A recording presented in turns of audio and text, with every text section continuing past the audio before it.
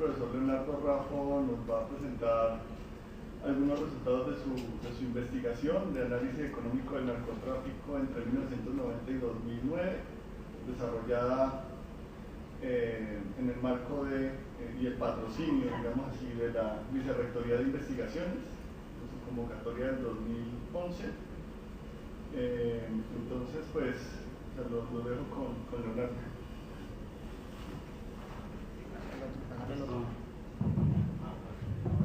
Los dos funcionan.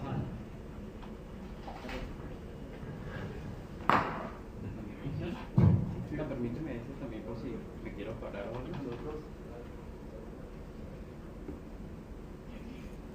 Buenos días a todos, gracias por la asistencia.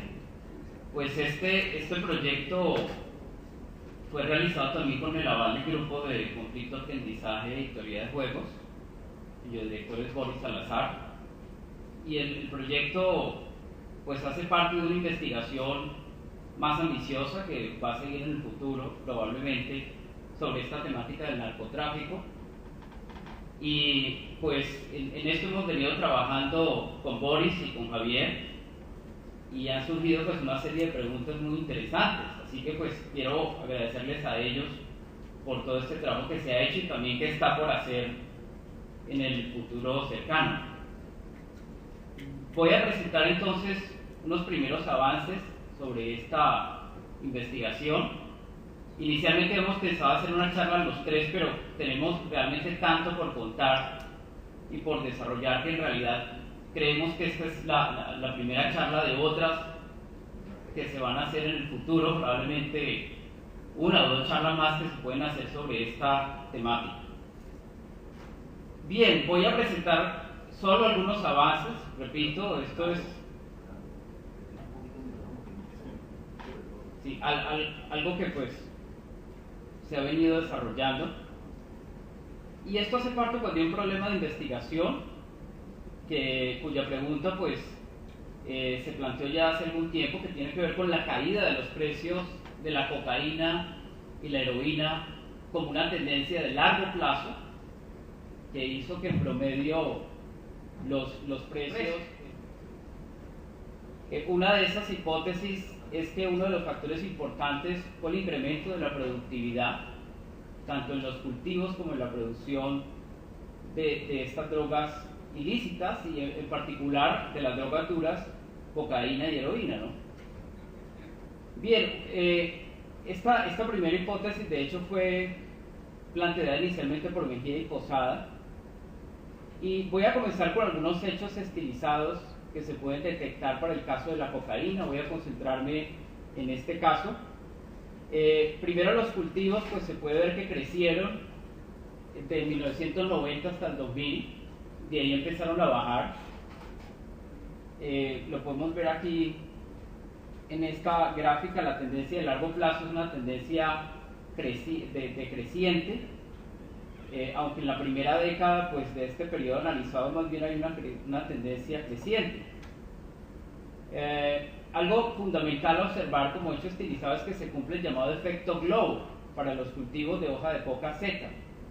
Es interesante ver cómo podemos ver en la gráfica para Colombia crecieron fuertemente hasta el año 2000, de hecho vienen creciendo desde antes, y a partir de ese momento comenzaron a bajar, pero las tendencias en Perú y Bolivia se contraponen a las de Colombia.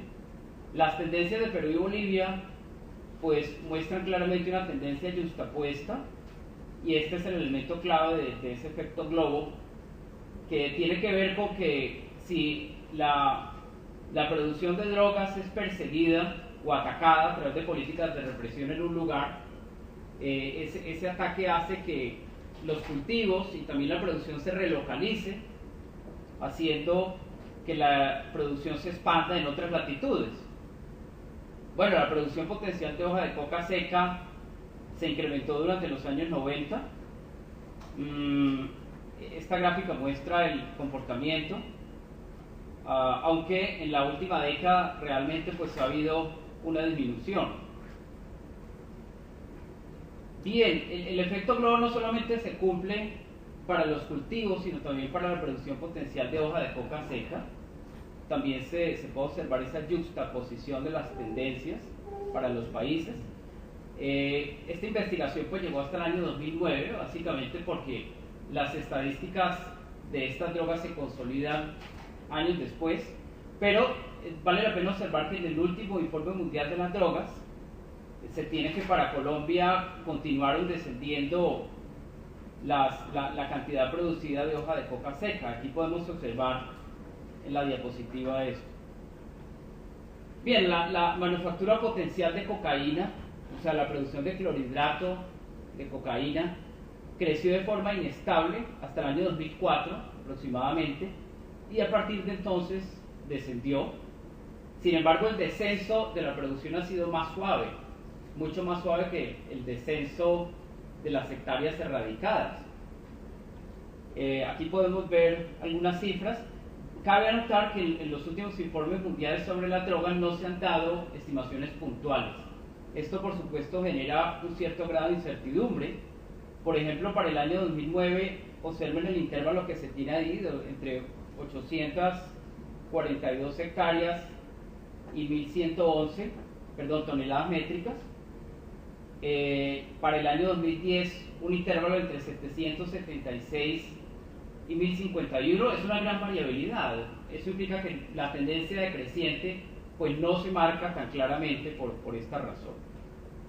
Observemos esta gráfica que es interesante, esta tendencia cóncava que se puede observar en la producción del clorhidrato de cocaína a lo largo del periodo observado. Bien, algo importante es que la tendencia de la producción de clorhidrato de cocaína va un poco rezagada frente a la tendencia de los cultivos y de la producción potencial de hoja de coca.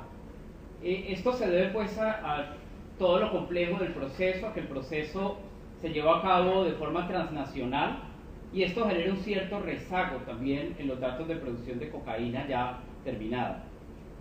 Bien, también es evidente el cumplimiento del efecto globo para la manufactura potencial de cocaína.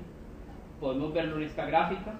O sea, también se contraponen las tendencias, y de hecho la tendencia aquí se marca un poco más por lo que la producción potencial de cocaína está rezagada y además es un poco más variable. Por supuesto, por la incidencia de todos los procesos de conversión de la hoja de coca al clorhidrato de cocaína. Bien, con respecto a la erradicación, pues podemos observar lo que sucedió en términos de la erradicación, medida a través del número de hectáreas erradicadas en un determinado año. Lo que se puede ver es que la erradicación, por supuesto, creció de forma dramática a partir del Plan Colombia. Puede observarse que a lo largo de todo el periodo se tiene una tasa de crecimiento implícita positiva muy grande. Observemos la gráfica, es un crecimiento considerable de la erradicación, que en los últimos años del periodo observado tuvo un leve descenso, sobre todo en el último año y en el año 2010, que aparece también en esta gráfica. Esta tendencia pues, fue jalonada por lo acontecido en Colombia, básicamente. La tendencia para Colombia, que puede verse, es más marcada aún. Sigue, por supuesto, esta tendencia. Quiere decir que la erradicación en la región pues, es la que ha determinado la erradicación en Colombia es la que ha determinado la erradicación en la región. Para Perú y Bolivia, la erradicación tuvo un crecimiento notable también, pero sobre todo en el segundo quinquenio de los años 90. Esto en el caso de Perú coincide con la fuerte represión ejercida durante el gobierno de Alberto Fujimori, pero habría que preguntarse qué tan efectiva fue esa política en ese caso. En el caso de Bolivia, la tendencia también tuvo un fuerte repunte en el segundo quinquenio de los años 90, en especial al final de ese periodo, durante el periodo presidencial de Hugo Banzer Suárez, que ya había sido presidente a finales de los años 70. Durante ese periodo de finales de los años 90 se implementó el llamado Plan Dignidad, con el que se quería exterminar todos los cultivos de coca. Esta tendencia, no obstante, no se pudo mantener por una serie de tensiones políticas que se generaron en ese momento. Esta es la erradicación manual de mata de coca en Perú y Bolivia. Observemos los picos que se tienen al final de la década de los 90 y luego cae también abruptamente.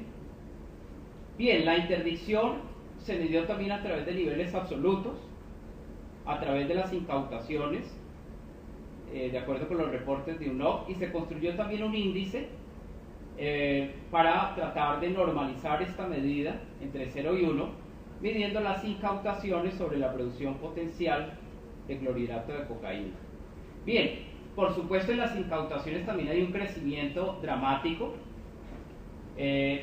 Cabe anotar que las incautaciones no tienen en cuenta solamente el clorhidrato de cocaína, también pueden contabilizar sales de coca, crack y base de coca, o sea que las medidas realmente no se pueden comparar tan estrictamente en este caso, pero observemos la tendencia tan marcada. Y esta es la tendencia del índice de interdicción para Colombia. Obsérvese que algo bien interesante y es esa tendencia convexa que muestra claramente cómo el índice como tal bajó hasta el año 2000, pero a partir de entonces comenzó a crecer. Este índice también se calculó para Bolivia y Perú. Observemos que la tendencia es un poco más variable, sin embargo también presenta una tendencia creciente.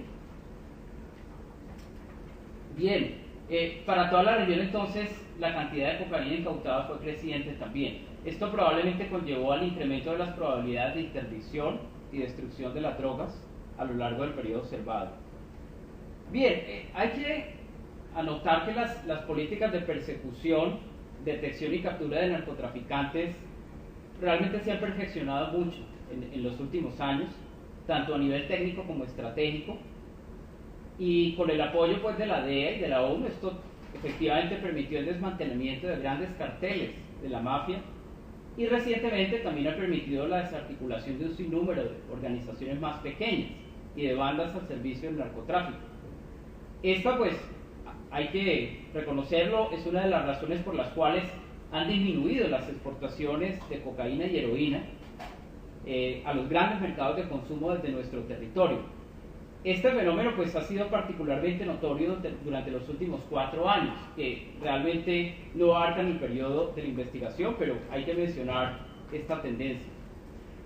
Por lo tanto, pues debe reconocerse que estas políticas, no tanto las políticas de incautaciones, sino las políticas de detección, captura y arresto, pues han sido eficaces, sobre todo para combatir las grandes redes de narcotráfico. Sin embargo, a pesar de este notable esfuerzo, no ha sido posible contener la constante irrupción de nuevas redes y pequeñas organizaciones al servicio del microtráfico de drogas. Tampoco lograba contenerse la violencia asociada a los aparatos de violencia, lo que más adelante van a ver ustedes que denomino las redes de defensa y corrupción del narcotráfico.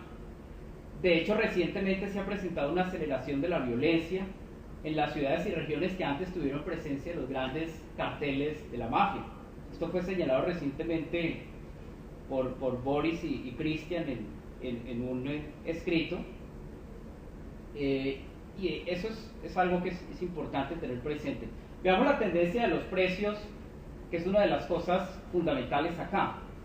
Pues resulta que uno esperaría que a pesar de toda la represión ejercida, los precios deberían subir, y de hecho la teoría económica de los bienes ilegales y la economía del crimen han reconocido que la represión en general tiende a subir los precios. Sin embargo, los precios no subieron, al contrario, bajaron dramáticamente a lo largo de los últimos 30 años. Por eso es que la pregunta de investigación es relevante. Los precios al por mayor y al por menor de cocaína, tanto en Europa como en Estados Unidos, bajaron en promedio a lo largo del periodo observado. Ya lo vamos a ver gráficamente. Sin embargo, también hay que detectar que a partir del año 2005 estos precios repuntaron en Estados Unidos. A partir de ese momento comenzaron a subir, y en Europa pues los precios crecieron solo levemente en el año 2002 y en el año 2004, pero a partir de entonces han mantenido una tendencia decreciente fuerte. Observemos aquí la gráfica. En Estados Unidos se ve claramente el repunte, sobre todo en el precio al por menor, que por supuesto es mucho mayor que el precio al por mayor. Esta es la tendencia con los datos más precisos, que son los datos de Strike y de DEA, que son trimestrales. Aquí hemos suavizado pues la tendencia a través del filtro de Hodder y Prescott, y se ve claramente una tendencia decreciente desde 1980, como lo había dicho ahora. Los precios de la cocaína en Europa no han subido realmente, se han mantenido bajando a lo largo del periodo observado. Los últimos años se han mantenido relativamente constantes, aquí podemos ver esto. Los precios de la heroína también bajaron. Podemos ver claramente que el precio al por menor, ajustado por inflación, pues es más alto que el precio al por mayor. El crecimiento de los precios a lo largo de la cadena es exponencial, ¿no? Eso es algo importante a tener en cuenta. Bien, los precios de las metanfetaminas, puede observarse que también tuvieron una tendencia creciente, aunque mucho más volátil. También es importante observar esto. Aquí también ubicamos la tendencia suavizada a través del filtro de Hodder y Prescott. Bien, haciendo un balance entonces de estos hechos estilizados, pues primero debe reconocerse que el Plan Colombia pues sí mejoró notoriamente la eficacia de las políticas de represión, pero también es evidente que el cumplimiento de fuertes efectos globo ha jugado un papel central en el desenvolvimiento de todas estas tendencias, ¿sí? Y a esto también debe sumársele que durante las últimas décadas los cultivos con coca se expandieron a muchas otras latitudes del globo. Pero hablemos de lo que sucedió en Latinoamérica. Pues efectivamente hay evidencia de que los cultivos crecieron en las zonas fronterizas de Colombia con Venezuela, sobre todo después del Plan Colombia. O sea, claramente después de la presión que se ejerce en el Plan Colombia, se buscan alternativas de cultivo y también de producción y de tráfico de las drogas.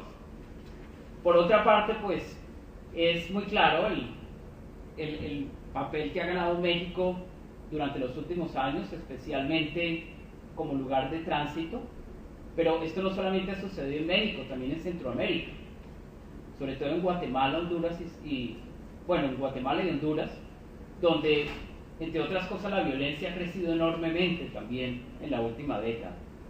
Y pues hoy por hoy una parte importante de los hilos de las organizaciones ilegales transnacionales se manejan desde los carteles mexicanos, ¿no? A través de carteles como el de Sinaloa, el cartel de Juárez, el de Tijuana, el del Golfo, los Zetas, la familia michoacana y el cartel de los Beltrán Leiva también.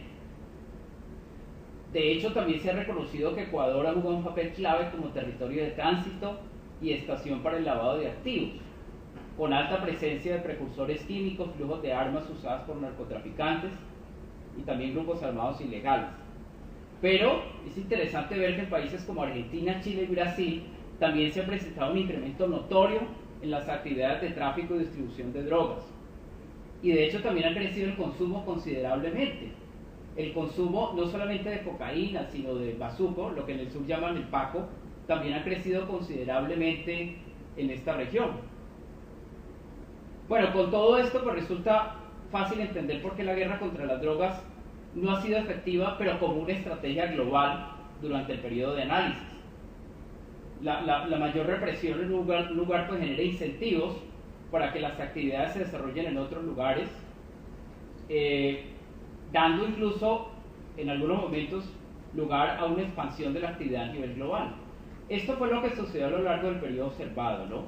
Hasta el año 2009, sobre todo por supuesto en la primera década y hasta el año 2005, es muy claro que los tentáculos del narcotráfico se expandieron a nivel global.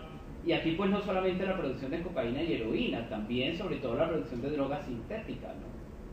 Éxtasis, metanfetaminas, que además tienen procesos de producción diferentes que son más sencillos, menos complejos, y hace que estas drogas se pueden producir más fácil y más cerca de los lugares de consumo también.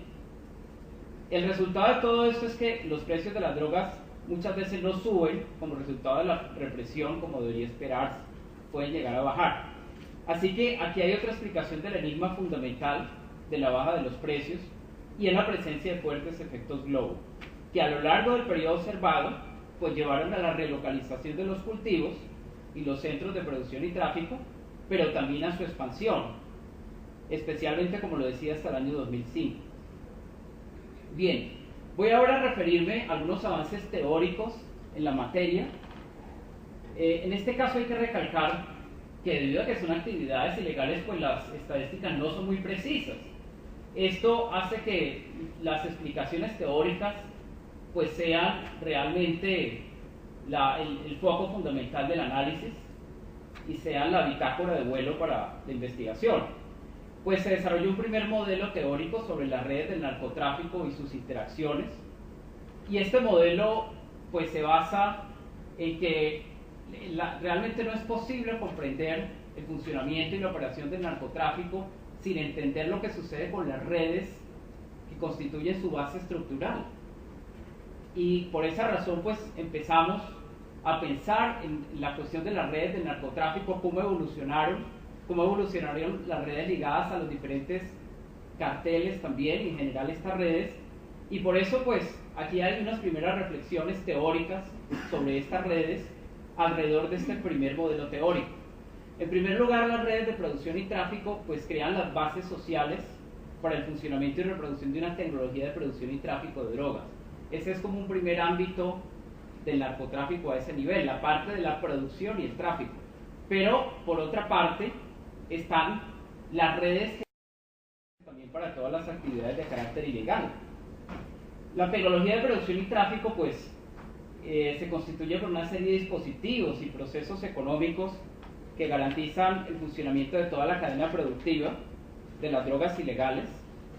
Esta pues es una cadena muy compleja, tiene una serie de etapas que van desde la siembra de los cultivos, la distribución en los lugares donde se producen, la transformación al alcaloide, el tráfico, la distribución en los mercados de consumo, hasta la reinversión de los excedentes del sector. Se pueden reconocer por lo menos unas 5 etapas, eso se puede desglosar incluso más. Bueno, la tecnología para el conflicto y la corrupción, pues es un sistema muy complejo de defensa y corrupción, a través del cual se utiliza la fuerza, la coerción, la corrupción, para defender y mantener el capital, los territorios, las redes de tráfico y transporte, y todas las actividades que se desenvuelven en esta cadena productiva. Está constituida por 3 tipos de dispositivos: los aparatos de defensa, con los cuales pues todas las estructuras de narcotráfico se soporten, y también defienden una serie de derechos de propiedad importantes en todos los procesos de acumulación de capital de estas actividades. Los dispositivos de coerción, que son dispositivos un poco más sofisticados, que tienen que ver con coartar el comportamiento de otros actores a través de extorsiones, de vacunas, de amenazas, con el objeto de poner al servicio de las actividades ilegales otro tipo de actividades. Los dispositivos de coerción, de corrupción, que son todavía dispositivos más sofisticados, que van mucho más allá. Realmente el objetivo de estos dispositivos pues es penetrar las estructuras del Estado, y penetrarlas no solamente desde afuera, sino también desde adentro. Aquí se pueden reconocer una serie de procesos de cooptación del Estado. Esto efectivamente fue reconocido o ha sido reconocido por autores como Garay, y muestra la capacidad que tuvieron las actividades ilegales para corromper las instituciones, como decía, muchas veces no solo desde afuera sino también desde adentro. Y esto pues ha sido muy claro en el caso de nuestro país.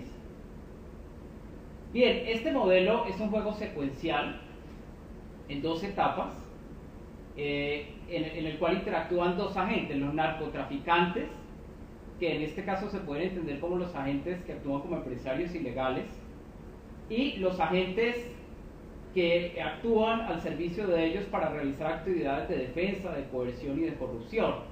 En el modelo se denominaron estos agentes de defensa y corrupción. Y el juego, como un juego secuencial, pues implica que en la primera etapa los narcotraficantes determinan los salarios que pagan los agentes de defensa y corrupción, y en la segunda etapa estos últimos determinan los niveles de esfuerzo óptimo de acuerdo con los salarios que devengan. Este modelo en realidad se inspira en el modelo de la SER y Rosen de torneos. Es un modelo en el cual hay una cierta estructura tipo contiendas en teoría de juegos, con juegos secuenciales, y el elemento innovador del modelo es que se introduce la incidencia de las redes que mencioné ahora del narcotráfico. Esto significa que en el modelo se definen 3 tipos de redes diferentes.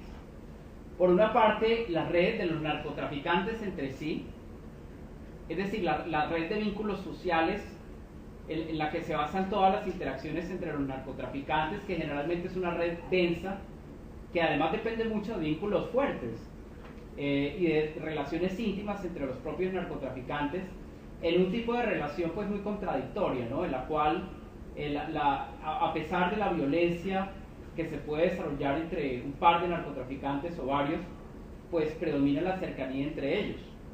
Por otra parte, también hay que reconocer otra red diferente, que sería la red de los agentes de defensa y corrupción entre sí. En esta red hay algo fundamental, y es que la cercanía de los agentes de defensa y corrupción pues puede generar una suerte de spillovers o de efectos de derrame a manera de externalidades positivas entre ellos, que hace que el nivel de esfuerzo delincuencial pueda crecer. Pero la tercera red, y esta es tal vez la más importante, es la red de vínculos entre los narcotraficantes y los agentes de defensa y corrupción.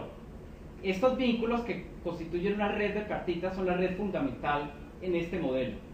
Bien, no voy a presentar el modelo porque pues, me extendería demasiado, pero sí voy a referirme a las predicciones de este modelo, que son bien interesantes. En primer lugar, lo que se observa es que la densidad de las redes de defensa y corrupción es un determinante esencial de los salarios que pagan los narcotraficantes a sus agentes de defensa y corrupción. Redes más densas en el modelo inducen el pago de menores salarios debido al impacto que la mayor densidad tiene sobre la competencia y la eficiencia productiva en las relaciones laborales. Por otra parte, el salario también es uno de los determinantes fundamentales de los niveles de esfuerzo criminal de los agentes dedicados a la seguridad, lo que planteaba acá, y este pues no es un resultado nuevo, fue algo que ya habían detectado otros trabajos en la economía del crimen, trabajos de Calvo Armengol y Senú, de Ballester y otros, que muestra que la actividad criminal pues en realidad no se aprende necesariamente a través de instituciones, sino que se aprende en la práctica, en el contacto con otros criminales. Es decir, no hay una universidad para el crimen, por supuesto. Las actividades criminales se aprenden mucho más en el contacto con otros agentes criminales. Y esto pues es claro acá, el modelo detecta eso. La mayor cantidad de vínculos entre estos agentes incrementa su productividad notoriamente. Uno de los factores centrales en este modelo es la probabilidad de supervivencia de los narcotraficantes. Lo importante es que se prueba que esto también depende de las redes, depende de la densidad de las redes y en particular de su densidad media. Cabe notar que el modelo es bastante complejo. La solución del modelo en el caso de redes asimétricas tiene un alto nivel de complejidad, y de hecho las soluciones, así se hallen a través de algún software, pues es difícil interpretarlas. Por eso el modelo se resolvió en el caso de redes regulares, y esto pues implica que no podemos analizar los efectos de la jerarquía entre los narcotraficantes o los agentes de defensa y corrupción, pero sí se pueden analizar el resultado de las densidades medias y del grado medio de los agentes, lo que pues es fundamental a nivel agregado. Y lo que se prueba es que la probabilidad de supervivencia pues depende de esta densidad, y algo que intuitivamente pues tiene sentido. Esta probabilidad depende negativamente, atención a esto, de la cantidad de vínculos sociales que tienen los agentes de defensa y corrupción con los narcotraficantes. Negativamente. También depende positivamente, por supuesto, de la cantidad de agentes que tiene cada narcotraficante a su servicio, pero depende inversamente de la capacidad que tienen los agentes de defensa y corrupción para conectarse con otros narcotraficantes. Esto tiene sentido porque la violencia en este tipo de redes generalmente se ejerce a través de los agentes de defensa y corrupción, por supuesto ideada por los propios narcotraficantes. Entonces los agentes de defensa y corrupción pues funcionan como un vehículo, entonces la cantidad de contactos que estos tienen es vital ahí. Y esto muestra que las organizaciones criminales en las que los agentes dedicados a la defensa y corrupción se movilizan más libremente entre diversos trabajos al servicio de varios patrones, pues son más letales y autodestructivas, pero al mismo tiempo pues son capaces de producir mayores niveles de violencia. Repito que aquí es muy importante tener en cuenta que hay toda una tecnología de la violencia, de la corrupción y de la coerción. Este modelo en realidad intenta replicar las interacciones que se desenvuelven en el caso de grandes redes criminales. como las que son propias de los grandes carteles, como el cartel de Cali, el cartel de Medellín, también como el cartel del Norte del Valle en su primera etapa, pero cabe notar que el modelo capta el hecho que entre más libres sean los agentes de defensa y corrupción entre sí, mayor es la violencia letal. Y esto pues es consistente con la aparición de organizaciones criminales más fragmentadas y atomizadas al desmantelarse los grandes carteles.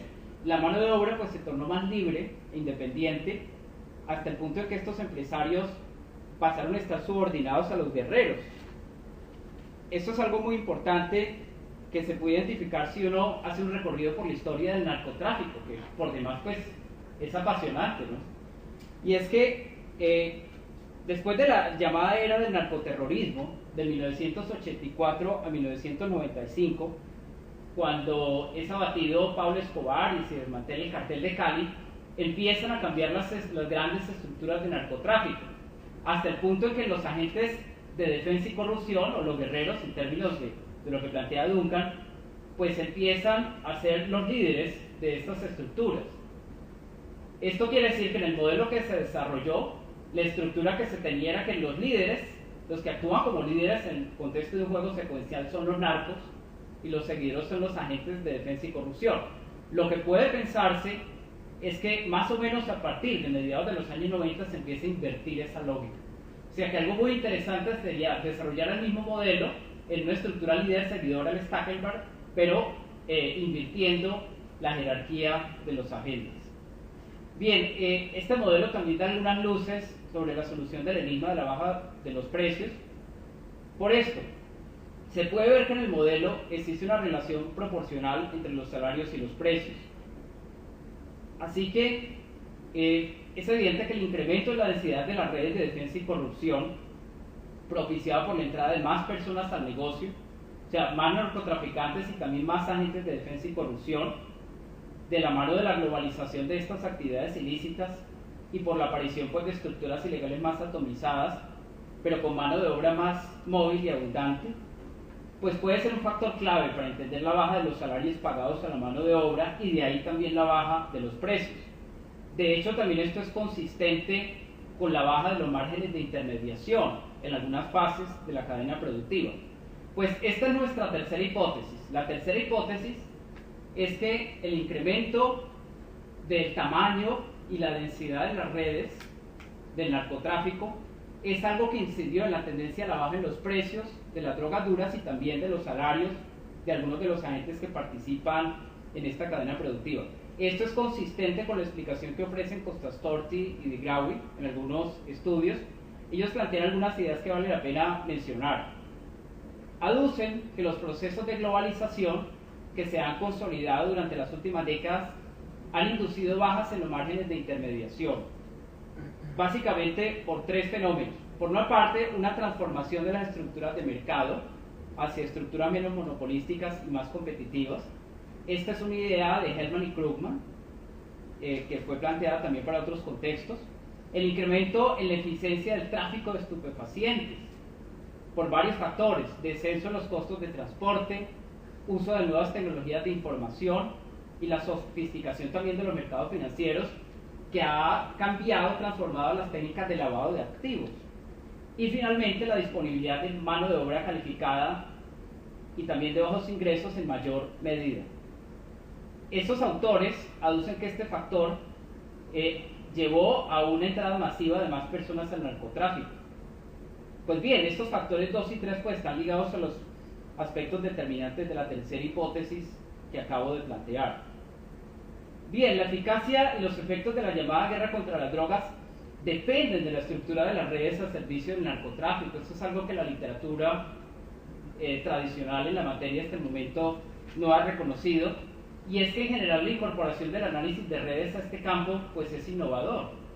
La economía del crimen y sobre todo la teoría económica de los bienes ilegales ha trabajado con modelos más ortodoxos, mucho más ligados a la microeconomía tradicional, al análisis de estructuras de mercado, y de hecho lo que hemos venido haciendo en el grupo de conflicto es avanzar en un conjunto de modelos en el que se conjugan diversas heurísticas, y esto pues constituye un programa de investigación de largo plazo. es construir modelos que utilicen las heurísticas del individualismo metodológico, de la teoría de juegos, pero también conjugadas con la utilización del enfoque de redes, que es un enfoque estructural. Aquí de lo que se trata es de darle una estructura a los análisis de los mercados, que además tiene otra implicación importante, es volver a darle importancia a las relaciones sociales, que ustedes saben, la teoría marxista y la teoría clásica es el elemento fundamental. Pues con el análisis de redes se vuelve a retomar la importancia de las relaciones sociales. Pues por el lado de la eficacia de la guerra contra las drogas, se puede ver que una mayor represión a las drogas, captada en el modelo por una mayor probabilidad de interdicción y destrucción de los estupefacientes que se introduce en el modelo como parámetro, lleva a que los narcotraficantes bajen los salarios que pagan a los agentes de seguridad y corrupción. Esto es interesante porque el aumento de la densidad de las redes en general, como tendencia de largo plazo, pues proporciona una explicación a las reacciones estratégicas de los narcotraficantes que inducen nuevas expansiones en los negocios ilícitos y en la producción de drogas ilícitas que conducen inevitablemente a la caída de los precios. Esto es interesante porque puede explicar a nivel micro el funcionamiento del llamado efecto Hydra que ha sido detectado en otros trabajos. Bien, la tercera hipótesis que planteamos de la incidencia de las redes también basa en que los traficantes están incrustados en una red de tráfico en donde están conectados con otros narcotraficantes y sobre todo con traficantes. Este segundo modelo se concentra sobre todo en la parte del tráfico de los estupefacientes, tanto al por mayor como al por menor. O sea que tiene más sentido concebir este modelo como un modelo de tráfico, no tanto en los lugares donde se producen la cocaína y la heroína, sino en el tránsito hacia los lugares de consumo y en los lugares de consumo. Veamos algunos de los supuestos del modelo porque creo que es importante mencionarlo. Primero, pues el modelo parte de la existencia de una red, de un grafo entre los traficantes. El grafo pues es captado por una matriz de adyacencia. En este modelo los vínculos son simétricos. Y otro de los elementos fundamentales es el análisis de la política de represión. Pues hay que mencionar que este modelo se basa en otro modelo que desarrollaron por Eddy Tejedo en el año 2006, en el que se argumenta que el incremento en el número de traficantes ha sido uno de los aspectos claves de su expansión y de cómo el número de agentes en el negocio en el largo plazo puede tener un cierto carácter endógeno que hace que a medida que estas actividades se reprimen, las ganancias tienden a incrementar si entran más agentes, sobre todo traficantes en este caso, al negocio.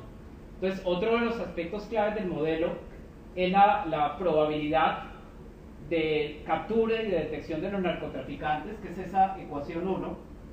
Esta ecuación es bien interesante por lo siguiente. En el modelo de Pored aparece una estructura similar a esta de acá, pero lo que determina la probabilidad de captura y detección es la cantidad de drogas que vende un agente con respecto a la cantidad total de drogas que se vende en ese mercado. Pero en este modelo se supone que esa probabilidad de captura depende en realidad de la cantidad de drogas que vende ese agente con respecto a los agentes con los que ese agente está conectado. Por eso acá en el denominador, ustedes pueden ver, aparece este es el QI que representa las ventas de drogas, y en el denominador aparecen las ventas de drogas de ese agente y las ventas de drogas de los agentes con los que ese primer agente está conectado. Es decir, en términos técnicos serían los agentes que hacen parte de su red de ego. Por supuesto, un modelo más realista debería tener en cuenta también acá otros vínculos indirectos, pero por parsimonia, aquí se supone que los costos de represión de un agente dependen pues, de la cantidad de drogas que éste vende con respecto a las ventas totales de su red de ego.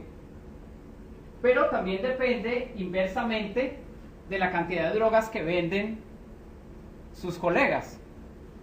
Esto quiere decir que la producción de los otros agentes genera una externalidad positiva que reduce los costos que enfrenta ese agente. Puede probarse de hecho que la derivada cruzada de los costos marginales con respecto a la producción de un agente J para el agente I es negativo si ese agente tiene un vínculo social con ese agente. También puede probarse que los costos son convexos para agentes que tienen al menos un vínculo. Esto pues tiene una serie de implicaciones importantes sobre el análisis que justifican la definición de esta probabilidad. Y la primera pues es la importancia de las redes de tráfico, ¿sí? Las redes de tráfico pues son el elemento fundamental de las ventas y de la distribución de drogas, y de hecho las pistas que tienen las autoridades para detectar un agente no dependen de todos los traficantes en el mercado, sino de los agentes con los que el primer agente tiene vínculos. Y esto también es consistente pues con los análisis que mencionaba ahora de Ballester, Calvo-Armin, Boll y Zenú, que introducen la incidencia de las redes como un factor clave en la delincuencia y en el crimen. Bien, en el modelo se supone por sencillez que los costos de ventas a las drogas son cero. Cabe notar que se podría suponer que son distintos de cero y no pasa nada, se mantienen los mismos resultados. Es decir, uno incluso podría elaborar un modelo un poco más realista en el cual hay varias etapas jerárquicas en el proceso de distribución. En ese caso se podría modelar una suerte de proceso secuencial. Bien, el supuesto final pues tiene que ver con la demanda de las drogas que enfrenta un traficante, que en este caso es de las drogas ya listas para consumo. Se supone que es una demanda lineal. Este supuesto también se puede relajar y se mantienen los mismos resultados del modelo. Por sencillez se supone que los parámetros de esta función son 1 para concentrarse en los aspectos relacionados con las redes. Bien, cabe notar que la red de traficantes entonces pues tiene como dos elementos que permiten caracterizarla. Una es el número de nodos, que viene dado por el número de traficantes, y otra, la densidad media, que depende del número de resolver el modelo y analizar bien sus resultados. Pero el modelo con redes irregulares, así se resolviera con un software, tiene soluciones que dan páginas enteras del software, entonces son muy difíciles de interpretar. Así que por eso el modelo se resolvió para redes regulares. Este caso pues, es muy interesante por dos razones por lo menos. El modelo puede resolverse fácilmente hallando un equilibrio simétrico de Nash, y segundo, pues se puede analizar fácilmente el impacto agregado de la densidad media de la red de traficantes. Pero cabe notar que en la actualidad también hemos estado desarrollando otros modelos, algunos de ellos definiendo la probabilidad de detección y captura solo en términos de las medidas de centralidad de las redes.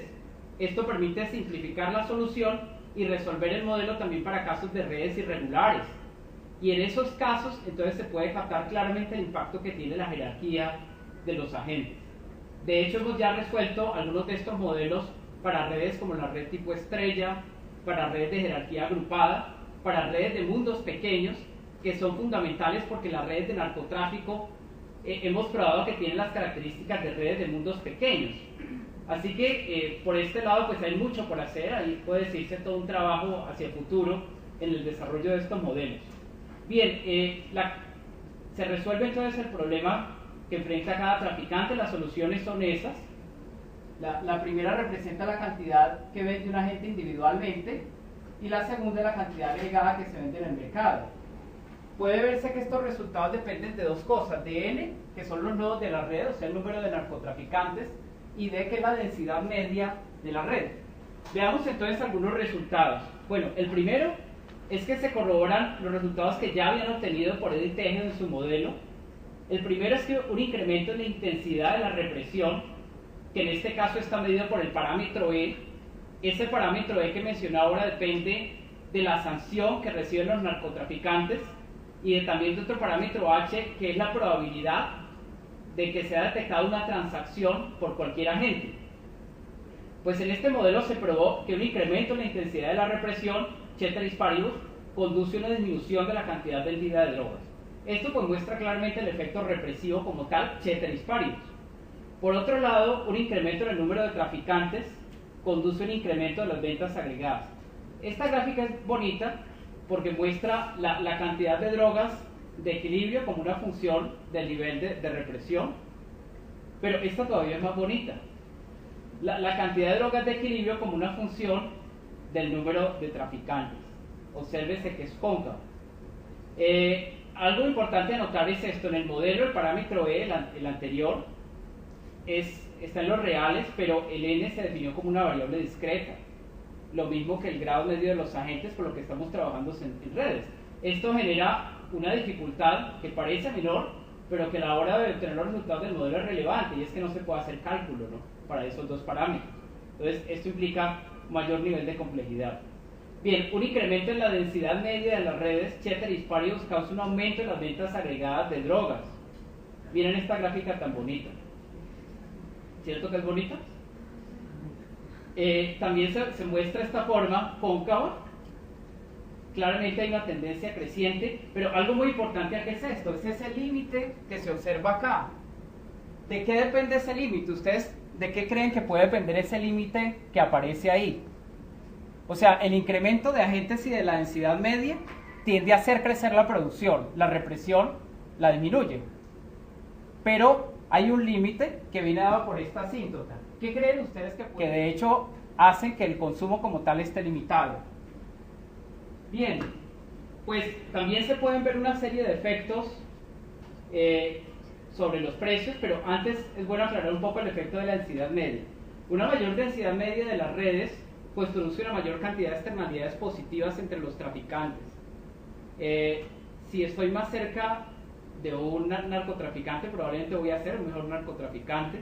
Esto permite que yo incremente mi productividad y entonces esto aumenta las externalidades positivas que se producen, baja su probabilidad de detección y captura y por ende los costos de represión que enfrenta, lo que genera incentivos para vender una mayor cantidad de drogas ilícitas. Bien, sustituyendo la inversa demanda, pues se pueden resolver los precios y aquí están los tres efectos que para mí son fundamentales. El primero es un incremento de la intensidad de la represión conduce a incrementos de los precios. Bien, esto pues ya ha sido probado por un sinnúmero de trabajos en la materia. Pero también se puede corroborar que aumentos en el número de traficantes, ceteris paribus, producen bajas en los precios de las drogas. O sea, la expansión de las redes genera un incremento en los precios de las drogas. Este es el precio de equilibrio como una función de E. Aquí aparece como una función de N. Obsérvese que se presenta una tendencia creciente y de nuevo hay una asíntota. Quiero observar que aquí la asíntota es clave porque de nuevo muestra que esto tiene un límite. Es decir, si la demanda no cambia, la expansión del sistema va a tener unos límites. Probablemente esto es lo que ha sucedido en los últimos años también. Bien, los precios de equilibrio también dependen de la densidad media, también de forma convexa. Todo esto pues se probó analíticamente y también se pueden resolver las ganancias de equilibrio. Así que obsérvese de la intensidad de la represión. Esto es bien interesante, o sea, hay una forma cóncava en las ganancias, lo que muestra que en general para redes relativamente grandes la represión inicialmente tiene un efecto contraproducente sobre las ganancias. La represión, ceteris paribus, baja la cantidad producida pero incrementa las ganancias. O sea que de todas maneras genera incentivos para producir más. Pero llega un punto en que las ganancias sí empiezan a doblegarse para niveles mucho más altos de la represión. Bien, las ganancias esperadas de los narcotraficantes también son una función cóncava de la densidad media de la red. O sea que el incremento de las densidades también tiene esa forma cóncava. Y las ganancias esperadas decrecen linealmente en el número de agentes de la red. Aquí es importante observar que realmente el modelo puede dar lugar a la configuración de diversos tipos de sistemas.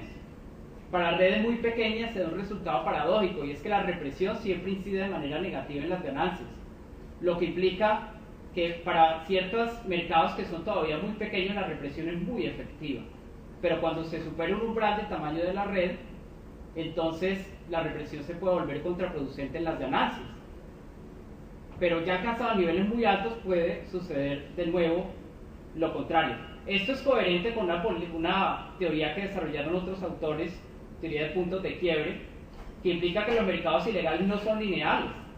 Son mercados donde hay una serie de umbrales y de puntos de quiebre que hacen que los efectos de la represión sean muy sensibles a estos quiebres.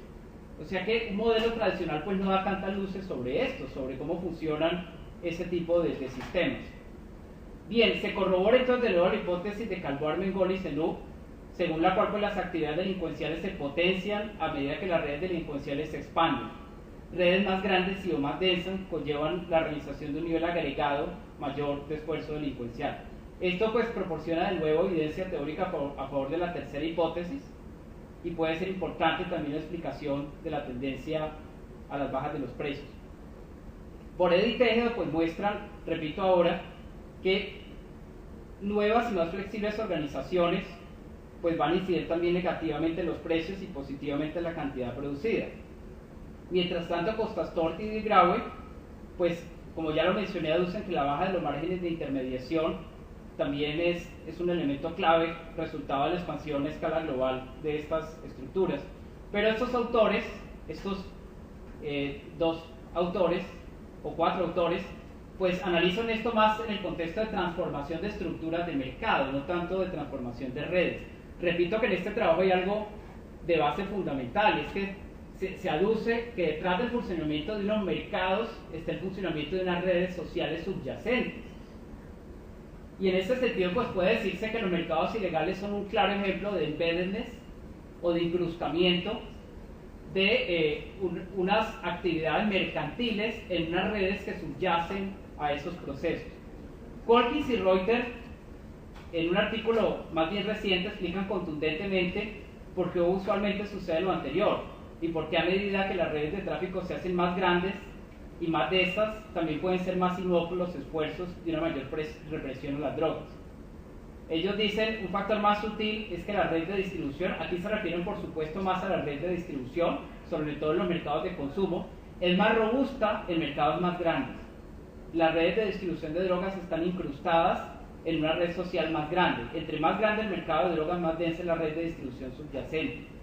Si una red más densa significa que los compradores en varios niveles conocen más compradores, entonces ellos son capaces de forzar a los vendedores a competir en precios, llevando a que los precios bajen aún más.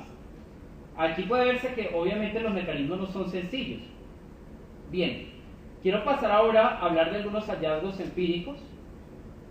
El primero tiene que ver con la primera hipótesis, si se incrementó la productividad de las actividades ilícitas. Pues la evidencia empírica realmente da elementos a favor de esta hipótesis, no como un único factor, sino como un factor que en alguna medida influenció ese proceso.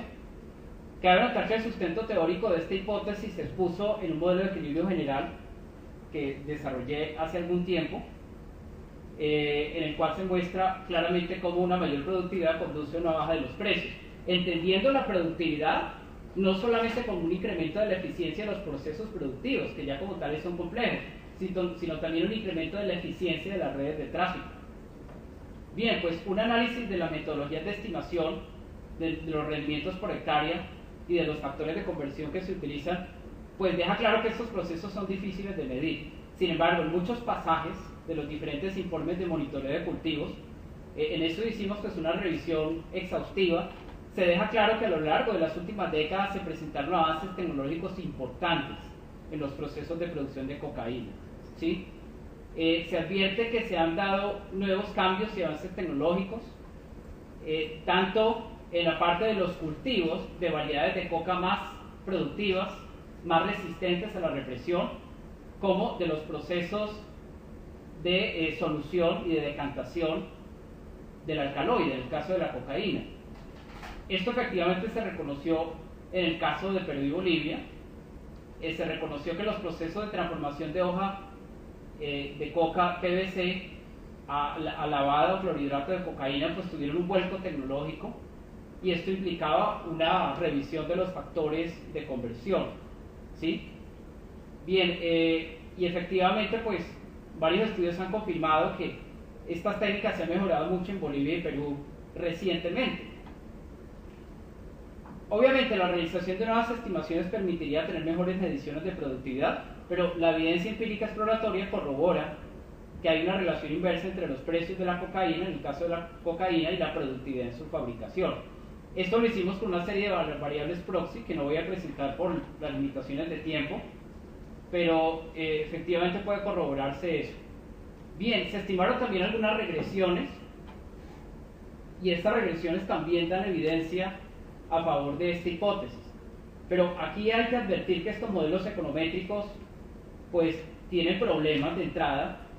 En primer lugar, por la medición de estas variables, que es muy problemática por su naturaleza ilegal. Esto implica que algunas de estas variables son estimaciones, no son medidas directamente. En segundo lugar, pues las series de que se dispone hasta la fecha son muy cortas, ¿sí? Ese es otro problema que puede generar también problemas en los estimadores de mínima varianza, puede también generar esos sesgos en los estimadores e inflar los p-valores en las regresiones. Sin embargo, se corrieron unas regresiones que muestran que el incremento de la producción potencial de cocaína puede llevar a bajar los precios en los mercados de consumo. Y también se probó que un incremento en los índices de productividad puede llevar a bajas también de estos precios.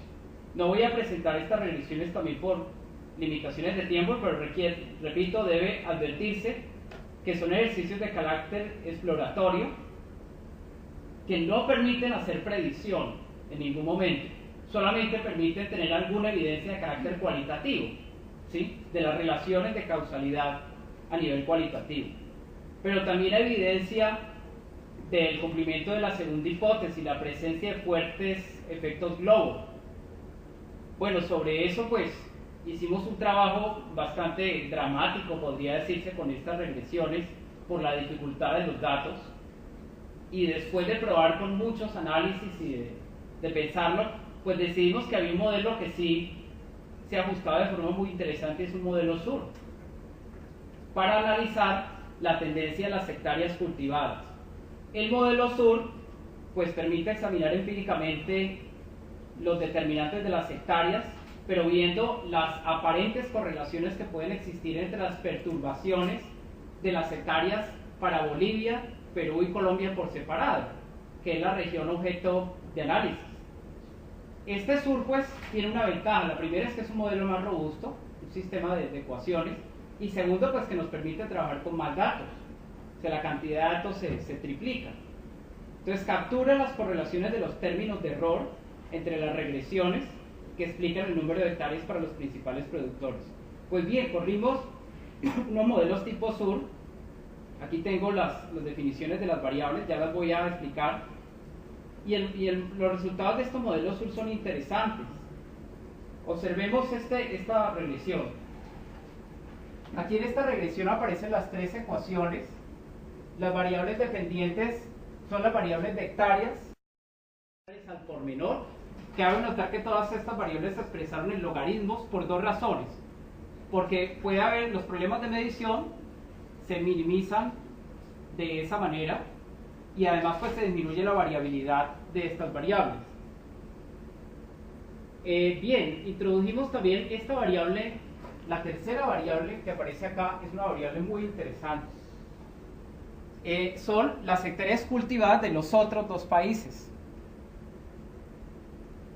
Entonces aquí ya podemos empezar a ver algunos resultados. El precio pues tuvo una significancia del 5%, en el caso de la ecuación para Perú y Colombia, y la relación que se observa en el caso de Colombia, por ejemplo, es inversamente proporcional. Creo que esto puede estar relacionado con el hecho, directamente proporcional. Esto puede estar captando, en el caso de Colombia, pues un factor más bien de oferta, pero hay algo muy interesante, y es que estas variables que captan las hectáreas cultivadas por los otros países dan negativos. O sea que claramente se observa que cuando, por ejemplo, para Colombia, cuando los cultivos crecen en Bolivia y Perú, en Colombia bajan, estando todo lo demás constante. O sea que esto capta el efecto globo.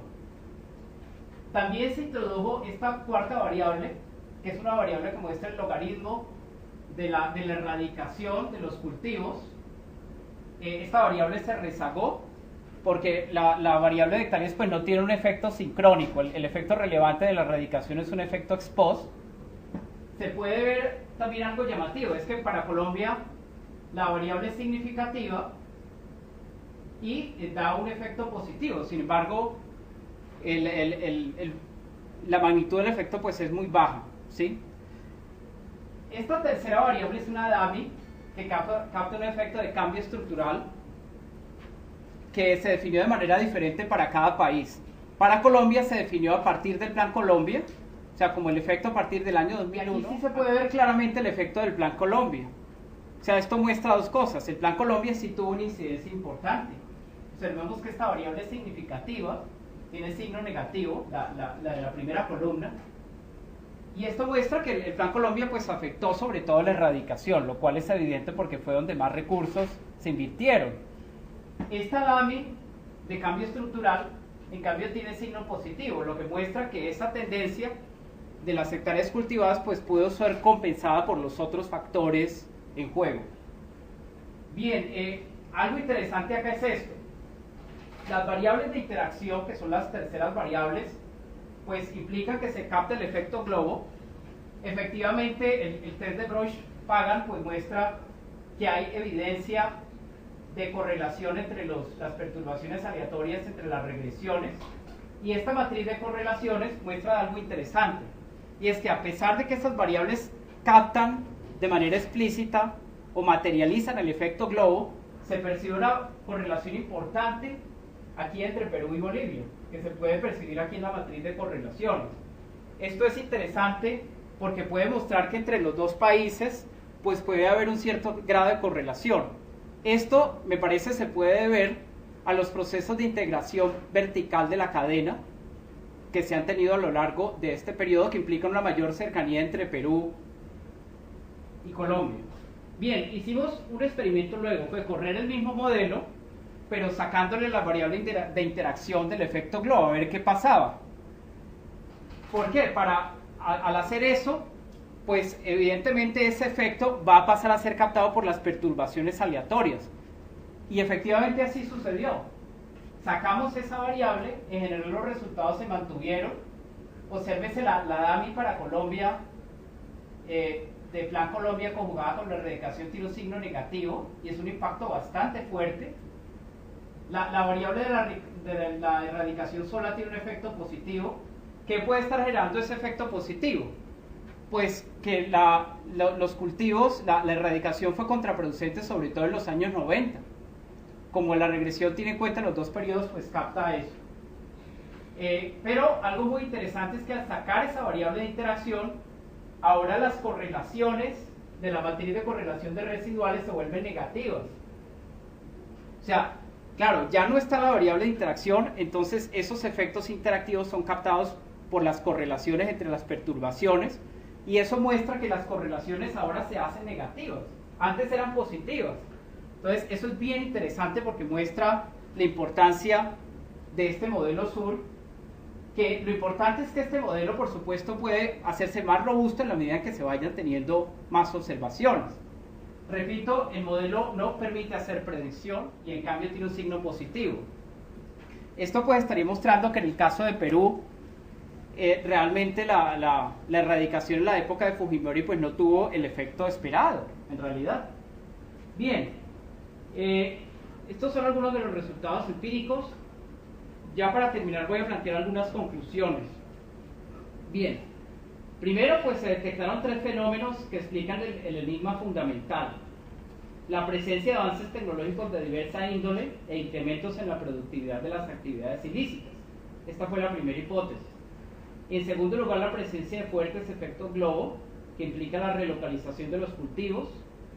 El punto clave, repito, es que los procesos de relocalización también pueden producir la expansión de los cultivos, y esto fue claro sobre todo en la década de los 90. Esta fue nuestra segunda hipótesis. En tercer lugar, el incremento en la densidad de las redes de defensa y corrupción del narcotráfico y sus redes de producción y tráfico jalonó tendencias hacia la baja de los salarios y tendencias hacia la baja en los precios. Los dos modelos pues dan explicaciones alternativas pero complementarias. El primer modelo se concentra más en las relaciones de los narcotraficantes como tales. El segundo explica más lo que sucede en los mercados de ventas finales. Pero lo cierto es que redes de tráfico de droga más grandes y o más densas inducen bajas en los precios de los estupefacientes. Y algo importante en el segundo modelo fueron esas cotas que se identificaron.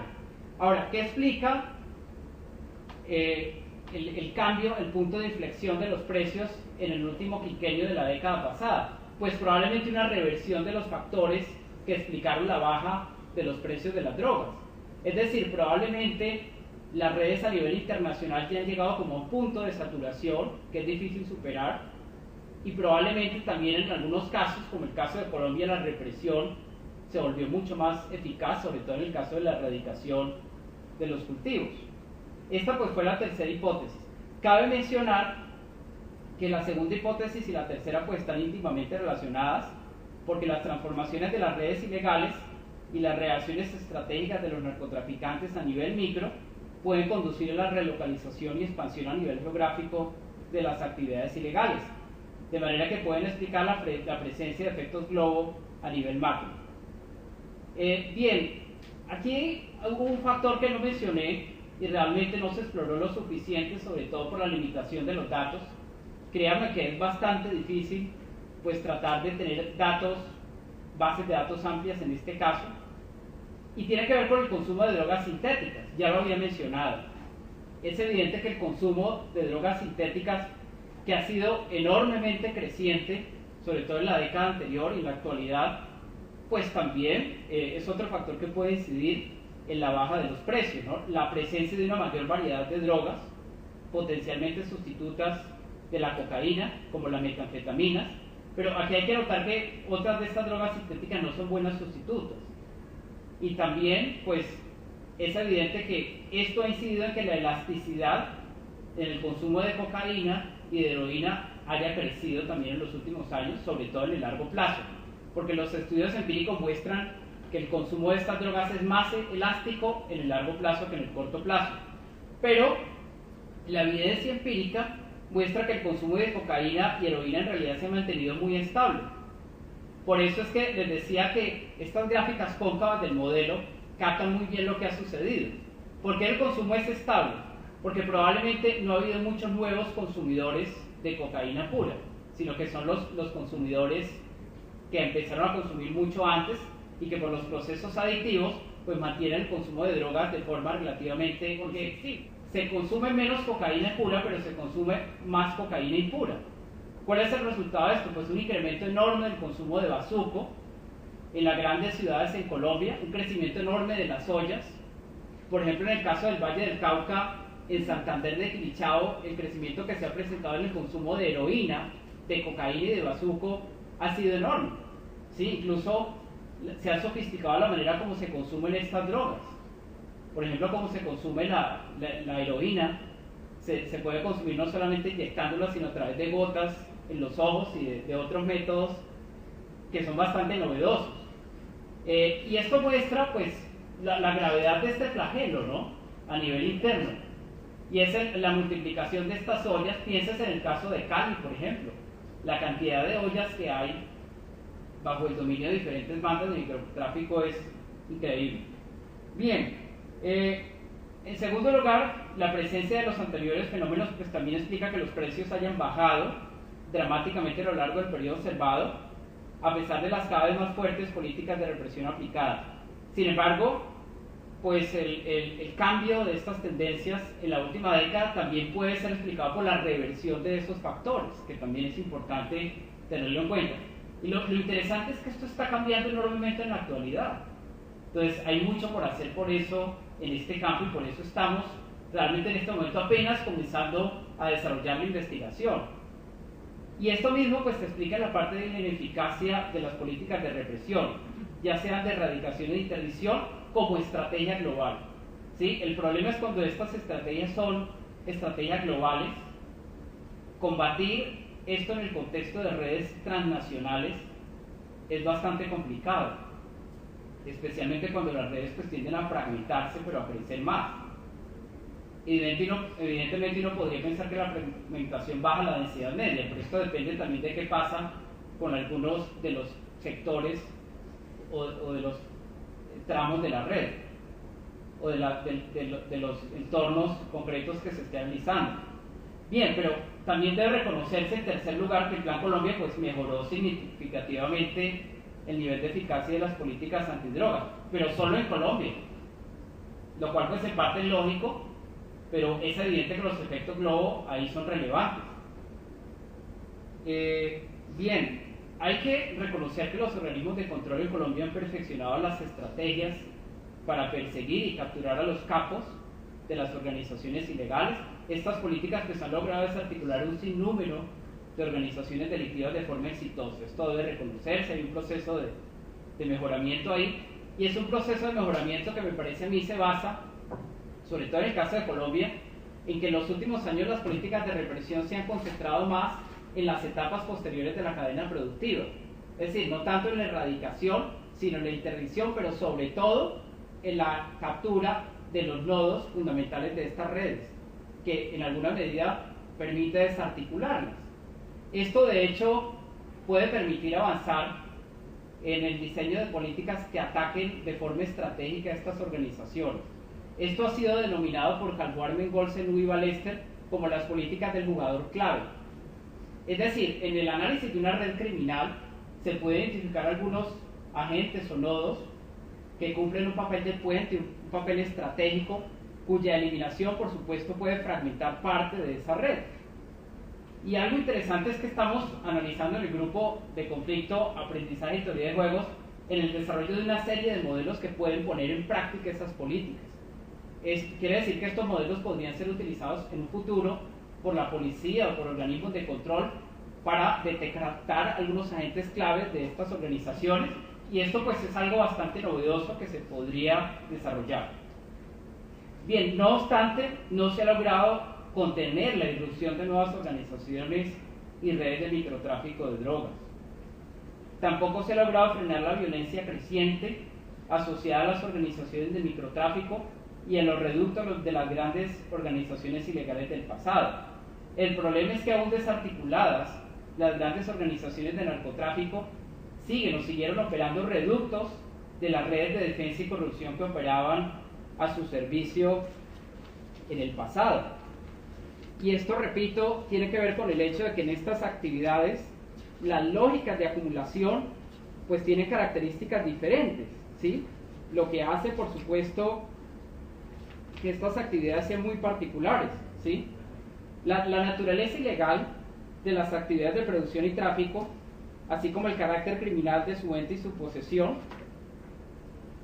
exige el desarrollo conjunto de actividades de los dos tipos de tecnologías que había planteado antes.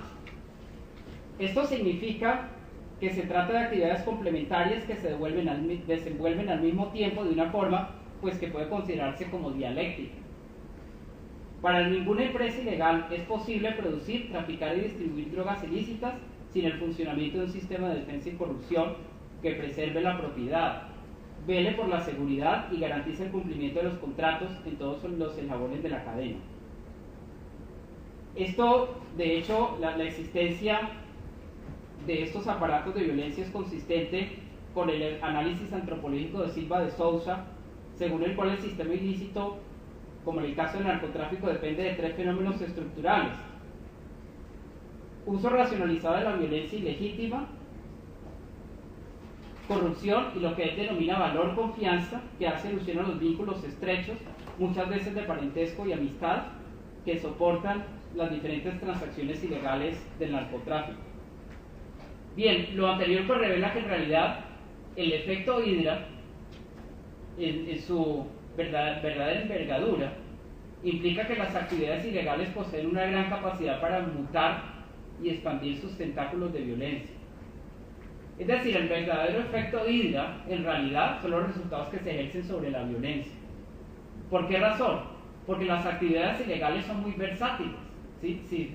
Si hay unas estructuras de base que permiten su funcionamiento y que generan unas lógicas de violencia que garantizan la acumulación de propiedad y de capital en estos sectores, la represión a algunas actividades ilegales, si no se ataca el problema de raíz, puede generar otras actividades ilegales diferentes, ¿sí? Y esto implica que la represión a las drogas pues, puede ser exitosa a nivel local o a nivel centradas en unas actividades ilegales, pero no logra desconfigurar las redes violentas que soportan las actividades ilegales. En Colombia, la disminución de la producción de cocaína y heroína que se ha presentado durante los últimos años, ustedes bien lo deben saber, ha llevado a que se incremente la producción de otras actividades ilegales: la minería ilegal, la extorsión. Los niveles de extorsión en la actualidad son altísimos, el contrabando, el tráfico de otras actividades ilegales, de armas.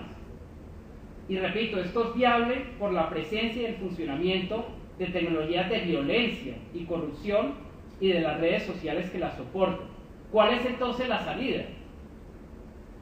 Bueno, pues uno podría pensar que la salida a esto tiene que ver con el tipo de políticas de control a las drogas, o el tipo de políticas que se aplican para combatir este flagelo. Pero sin duda, me parece a mí que se va a avanzar de fondo en la solución a estas problemáticas y sobre todo, repito, las estructuras de violencia que se articulan de forma dialéctica con las actividades ilegales, solamente si realmente se avanza en la solución de problemáticas sociales, como la inequidad, la miseria y la falta de oportunidades que en el fondo pueden crear incentivos para la violencia y para la realización de actividades económicas ilegales como un todo. Así que para avanzar mucho más en la comprensión y en la solución de la problemática del narcotráfico y la violencia que interactúa con este y lo soporta dialécticamente, es necesario hacer un análisis profundo de los procesos sociales y las lógicas de acumulación que lo causan y que permiten su reproducción en el seno del capitalismo actual. Sobre esto, me parece a mí es que debemos avanzar más, tratar de desentrañar todas esas dinámicas de acumulación y esas dinámicas sociales que subyacen a todos los procesos delictivos. No solamente el narcotráfico, repito, sino los diferentes procesos delictivos y la violencia que está ahí. Sí, se puede atacar el narcotráfico, pero la hidra va a multiplicarse y este flagelo va a mutar y van a aparecer otras formas de expresión de la violencia y de las actividades ilegales que finalmente no se van a resolver si no se atacan las problemáticas sociales de fondo que los causan. Esto implica pensar el narcotráfico no solamente como una causa de otros fenómenos, sino también como una consecuencia de cierto tipo de procesos de acumulación capitalista y de relaciones sociales que se desarrollan en Colombia. Bien, quiero dejar ahí.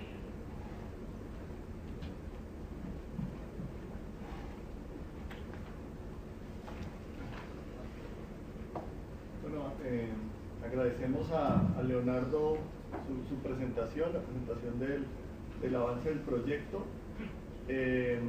Pedimos disculpas a los que nos siguen por streaming porque no enfocaron las diapositivas, estaban un poco perdidos.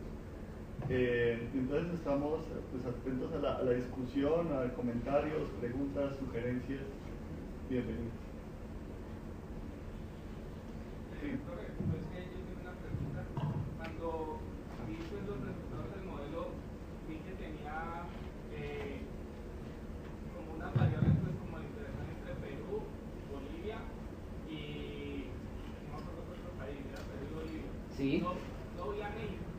Entonces, mi pregunta va a ser que, digamos, si no se tiene en cuenta el papel que México juega en el desarrollo pues, del narcotráfico, porque pues como todos sabemos, pues México últimamente en el último informe de creo que fue la Organización Mundial de la Salud, que mostraba que México está superando a Colombia, Perú y a Bolivia, pues como potencia en el narcotráfico. Entonces mi pregunta es, dos gráficas que usted presentó al inicio, donde precisamente presentaba la relación justapuesta entre el cultivo de la hoja de coca para Colombia y el cultivo de la hoja de coca para Perú y para Bolivia, donde se vean dinámicas inversas claramente.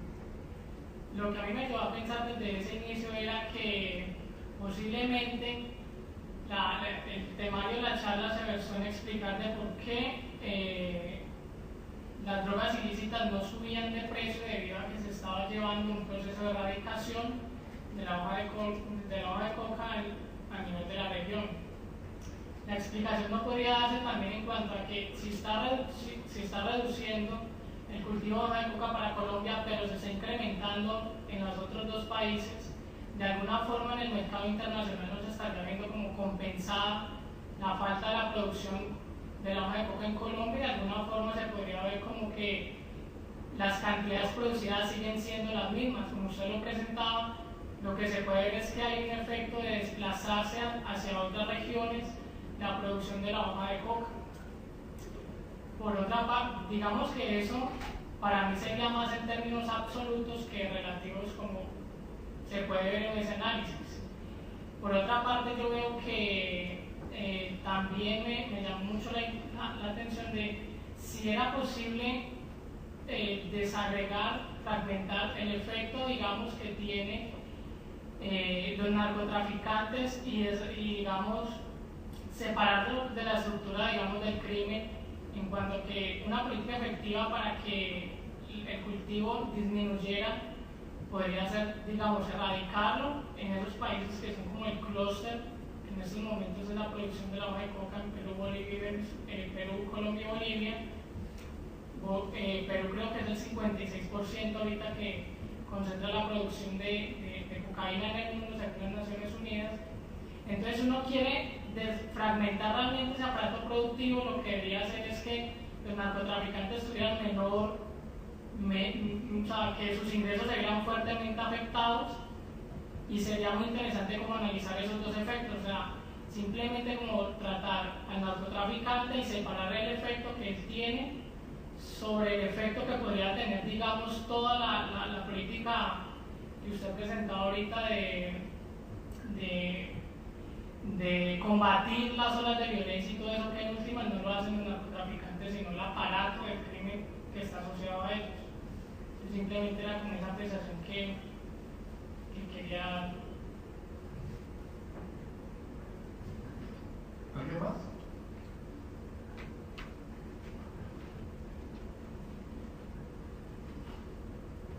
Bueno, yo primero que todo quería resaltar lo que ha logrado Leonardo, sobre todo por las posibilidades que abre de aplicación del análisis económico y de redes al problema del narcotráfico, que hasta ahora ha sido tratado desde el punto de vista de la microeconomía, pero que no había sido realmente estudiado desde el punto de vista de procesos más globales, más generales, que están ligados además a la dinámica social y a la dinámica del crimen en estos países.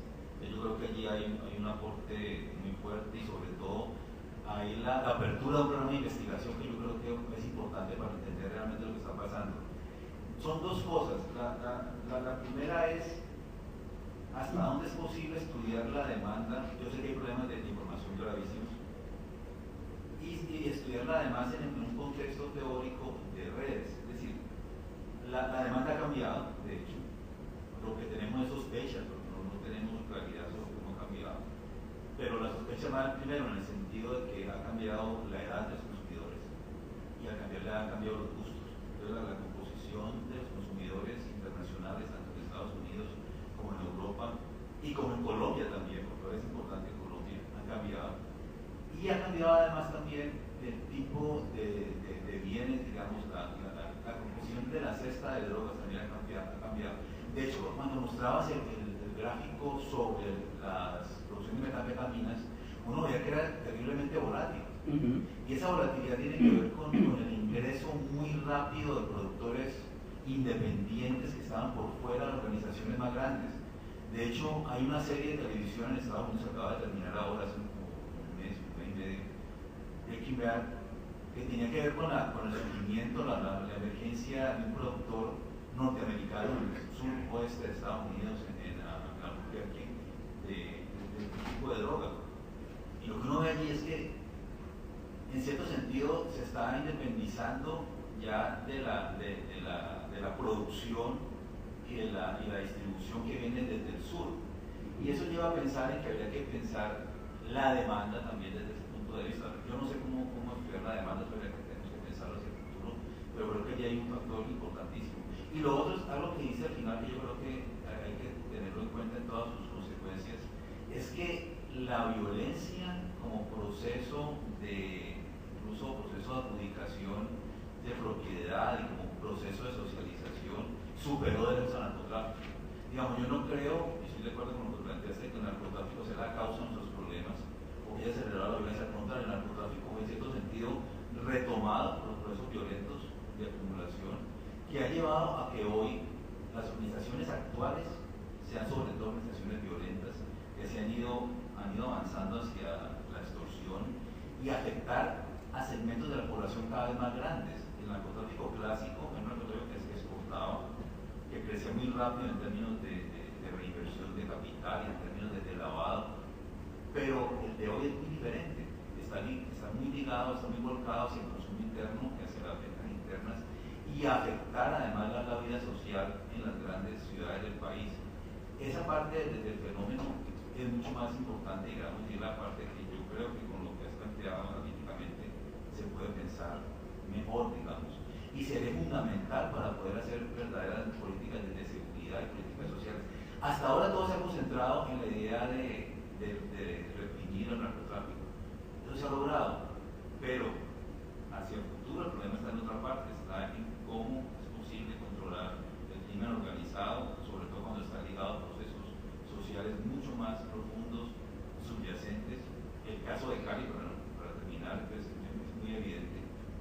sabe qué hacer frente a la violencia. Y es una violencia que está ligada a eso, de manera evidente. Y no sabe qué hacer, o sea, no tiene ninguna estrategia, no tiene nada que hacer. Entonces yo creo que eso sí permite pensar analíticamente lo que está pasando. ¿Alguien más?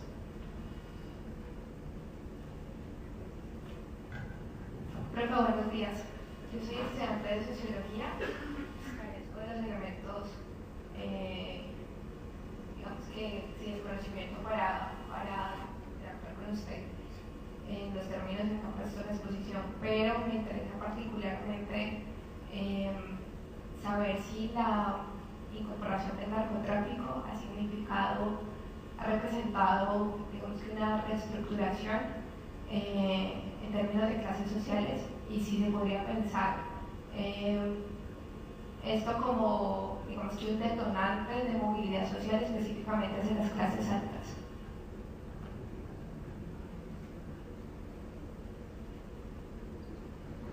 Profesor, tengo una pregunta. Mi pregunta es, ¿cómo cambiarían esas redes de densidad en la aparición de la producción de nuevas drogas sintéticas? ¿Más?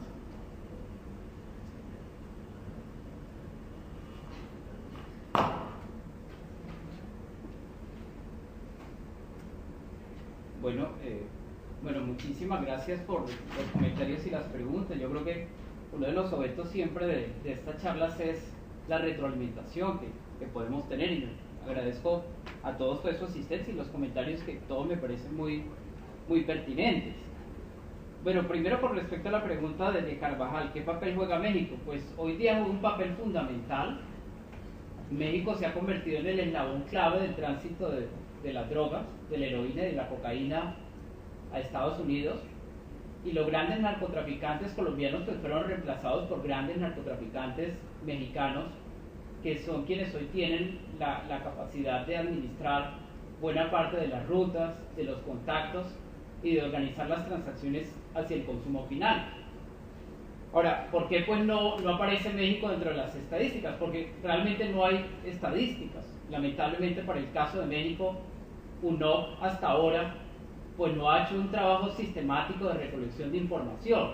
Pero creo que tu pregunta es muy interesante, es muy pertinente, porque efectivamente habría que avanzar en ese sentido, y sobre todo encontrar el papel que han jugado los traficantes mexicanos en conexión con las redes de Sudamérica. Creo que hay mucho para hacer en esa parte, y se podría avanzar mucho más si se comprenden las características que han tenido esos contactos con México. Y hay que notar que México pues no solamente ha cumplido ese papel, sino que en México también se están produciendo drogas sintéticas. Así que ese es un punto muy importante a tener en cuenta, por su cercanía a Estados Unidos, porque juega un papel estratégico en el comercio de drogas con este país.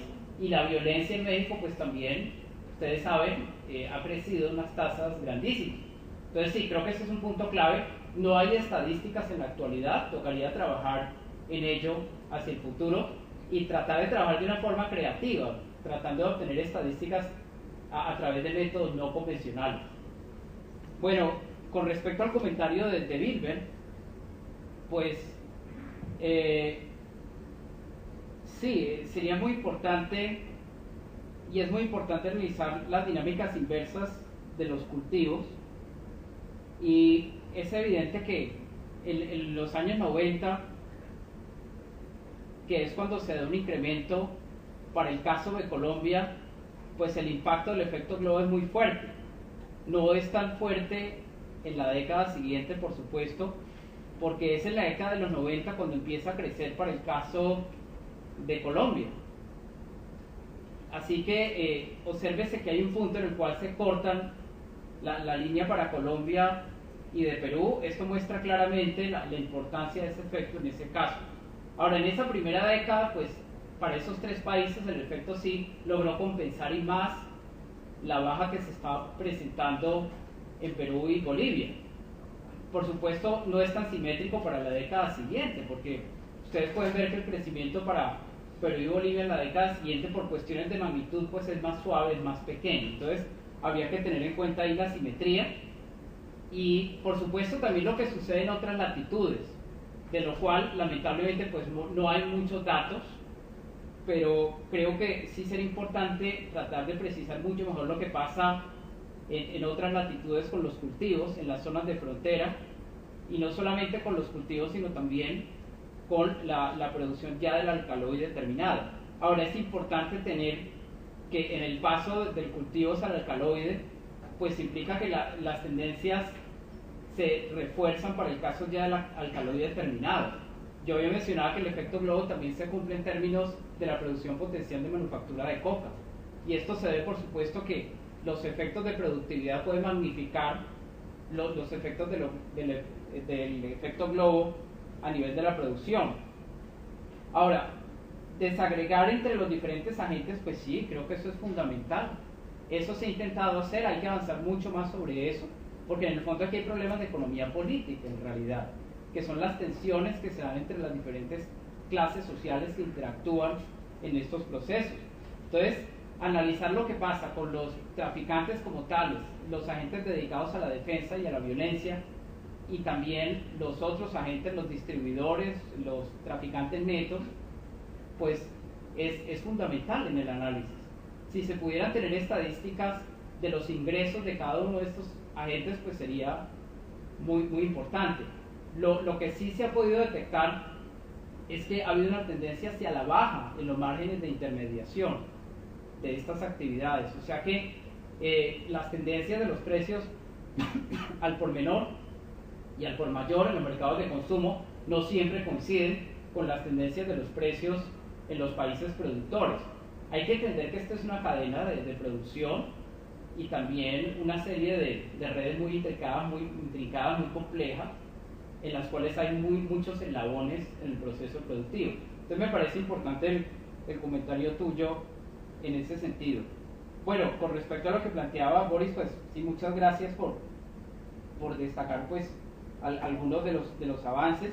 Y lo importante me parece a mí es que sí hay mucho por hacer a este nivel, y estoy de acuerdo en que en realidad lo que hay detrás del narcotráfico pues son una serie de tecnologías de violencia, de procesos sociales que en Colombia vienen desde décadas atrás, y de hecho yo creo que la discusión ahora del proceso de paz en La Habana pues ha generado como las semillas para discutir todos estos temas a nivel académico y entender que no es solamente los efectos de lo que está pasando ahora, y no es solamente como los remedios que se utilizan para atacar el narcotráfico u otras actividades ilegales, sino también las causas profundas que hay sobre esto, que son causas históricas en Colombia que deben analizarse. De ahí que el siguiente tema de discusión en la mesa pues, de La Habana es el tema del narcotráfico, y esto muestra la importancia que tiene el narcotráfico en sus interacciones con la violencia, con el problema también de la distribución de la tierra y con también el desenvolvimiento del capitalismo en Colombia. Y en eso estoy completamente de acuerdo con Boris. Hay una serie de dinámicas de fondo que deben analizarse. Esto no se ha hecho. Yo realmente debo reconocer que estos avances que presentamos hasta ese momento pues son muy limitados a ese nivel. Todavía hay mucho por hacer y por analizar, porque en el fondo pues hay una serie de procesos de acumulación capitalista que deben caracterizarse. Ahora, la parte de la demanda, sí, sin duda, el análisis de la demanda es fundamental y se han dado transformaciones muy importantes hacia ese nivel. Hay estudios que se han hecho sobre esto, algunos más recientes que otros, para el caso de Estados Unidos, donde incluso se han aplicado pues, estos modelos de adición racional tipo Becker, y se muestra que pues, en los procesos de consumo hay procesos adictivos.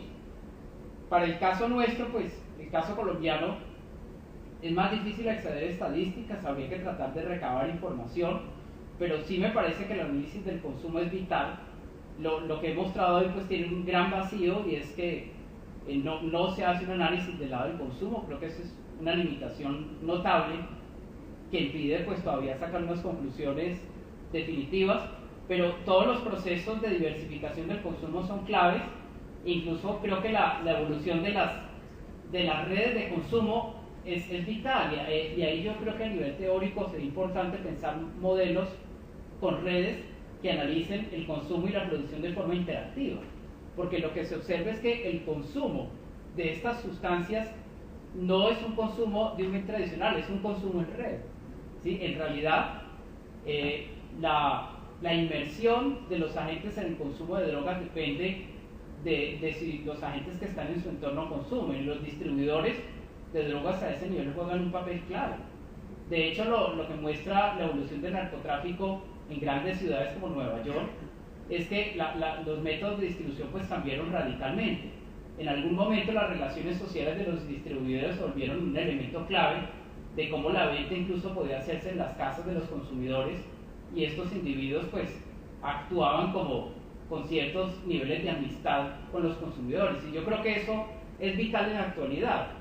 Incluso en el caso colombiano es evidente que el consumo depende mucho del papel de esos agentes y de cómo logran enganchar a consumidores que para los diferentes tipos de drogas pues pueden tener edades diferentes. Ahora, claro, el consumo de drogas sintéticas también modifica enormemente la manera como estas se producen y modifica enormemente también las relaciones transnacionales de los negocios, porque estas drogas pues se producen más fácilmente, implican menos cadenas menos complejas, menos eslabones, y esto desde luego pues tiene una incidencia notable sobre todos los mercados. En el caso de Colombia pues esto ha tenido un nivel de degradación bastante alto en la medida en que las sustancias consumidas pues tienen un nivel de pureza muy bajo, por eso el impacto que esto tiene sobre la salud pues es muy grave. Entonces sí, yo creo que el lado del consumo plantea grandes retos a nivel empírico y a nivel teórico. Repito que a nivel teórico el análisis de las redes, un análisis completo de las redes debería tener en cuenta también un análisis de las redes de consumo. Creo que eso sería vital también para desarrollarlo. Y claro, el narcotráfico actual pues sí es evidentemente muy diferente del periodo clásico, ¿sí? Bien, con respecto a lo que tú planteabas, ¿cómo es tu nombre? Lucía. A lo que planteaba Lucía, es que pues bueno, sobre esto pues todavía falta mucho para hacer. Creo que tu pregunta es muy sugerente y apunta a algo fundamental, y es la economía política del narcotráfico, ¿no? Un análisis verdaderamente completo del narcotráfico implica analizar también los movimientos sociales de las clases sociales que han participado en él, y sin duda el narcotráfico pues sí ha tenido un alto impacto sobre la reestructuración de las clases sociales en Colombia, generando pues una serie de procesos de ascenso que hubieran sido impensables sin la incidencia de los grandes excedentes que tuvo el narcotráfico desde los años 70 y 80. Así que todos estos procesos tienen implicaciones sociales sobre las dinámicas de clases y también incluso sobre la cultura, porque evidentemente el narcotráfico también tuvo un impacto importante sobre el consumo de arte, sobre el consumo de música, por ejemplo, de obras de arte en Cali, por ejemplo, el consumo de réplicas de obras de arte, y el impacto que tuvo el narcotráfico sobre la cultura, por ejemplo, sobre la consolidación de la salsa en Cali, me parece que es algo notorio, porque no es para nadie un secreto que muchos de los músicos de salsa estaban ligados a algunos empresarios que podían tener algunos vínculos más o menos cercanos con algunos negocios ilegales. Entonces, eso tuvo un impacto también muy importante sobre la cultura. De ahí que el narcotráfico pues sea una temática fundamental. No puede pensarse que sea un sector aislado de toda la sociedad, sino que por el contrario es causa y también consecuencia de una serie de procesos que están todos interactuando entre sí. Entonces yo creo que sí tuvo un impacto social muy importante a ese nivel, que incluso creo que puede ser un tema de investigación sociológica muy interesante. Ahí, por ejemplo, meter cuestiones del enfoque estructural moderno de Granovetter y de redes sociales puede ser también muy vital ahí para analizar, sí, las interacciones de las clases sociales, pero también las dinámicas que se dan entre las diferentes redes de narcotráfico. Entonces yo creo que sí sería un tema de investigación sociológico muy importante que se podría desarrollar. Bueno, con respecto a lo que planteas, ¿cómo es tu nombre? John. De las redes de densidad, pues esa es una muy buena pregunta, ¿sí? ¿Cómo cambia la densidad de las redes y las características de las redes con las drogas sintéticas. Pues yo creo que sí debe cambiar mucho, es decir, el hecho de que las cadenas productivas sean tan diferentes probablemente va a tener impactos muy importantes sobre esas redes de distribución y de tráfico de las drogas ilegales sintéticas. Ahora lo decía Boris, los procesos de producción de estas drogas sintéticas son muy diferentes, no implican una integración vertical tan fuerte, la ubicación geográfica es mucho más precisa y en ese sentido incluso la eficiencia productiva es mayor porque se podrían hacer en un pequeño cuarto, ¿no? Se podrían fabricar todas estas drogas, no se necesita mucho para fabricar el metro o estas drogas sintéticas relacionadas con las metanfetaminas. Lo que se requiere es combinar unos ciertos ingredientes y eso se puede hacer pues en un garaje, hasta en un baño se podrían producir. Entonces creo que eso sí tiene un impacto muy importante sobre las redes y eso pues sí debería analizarse.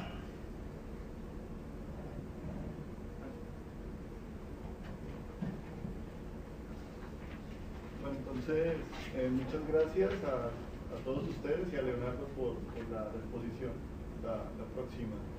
Muchas gracias.